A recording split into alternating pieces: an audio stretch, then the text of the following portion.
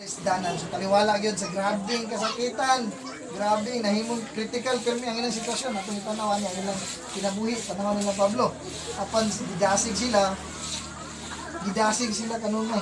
nga kaning gamay lang ug lumalabay ug kanang pagdasig ginaangko nila lahos na sa ato nga ang tanang pagsulay tanang kaligtanan gamay ug lumalabay lang bisan pag makantos ka 10 years 12 years 20 years bisan pag nakantos ka sa balatuan unsa pa diha nga mga problema makakumpara ba na sa gisaad sa Ginoo nga kinabuhi nga walay katapusan kinabuhi nga puno sa kamadagayaon puno sa kalipay ang walay katapusan ang eternal naa pa na sukot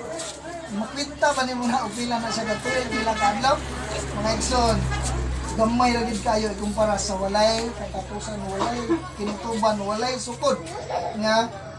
saad sa Dios nga eternal life eternal nato nga destiny kung kita tinuod kung kinasingkasing nga nagdawat ni Ginoong Hesus nga sa Ginoo ang luwas tingin sa pulong sa Ginoo sa buhat patrubusi dinhi sa kalibutan wala na laing gipadala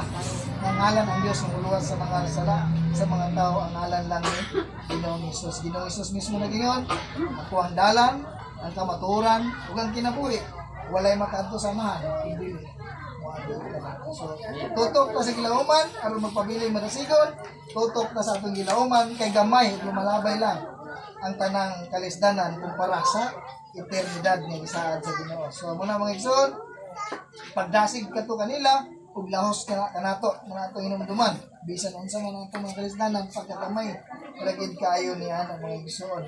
iya mangganing ipadala ang iyang pinangga kayong binilhon kaniyang anak unsa pa kana ang atong mga problema soliran. So una mga igsoon malisod sa usa ka tawo nga mohatag og pagdasig kung siya anaa sa kalisdanan apan mao kana ang gipakita sa atong nadungog karon nga bisan sa ilang mga kalisdanan sila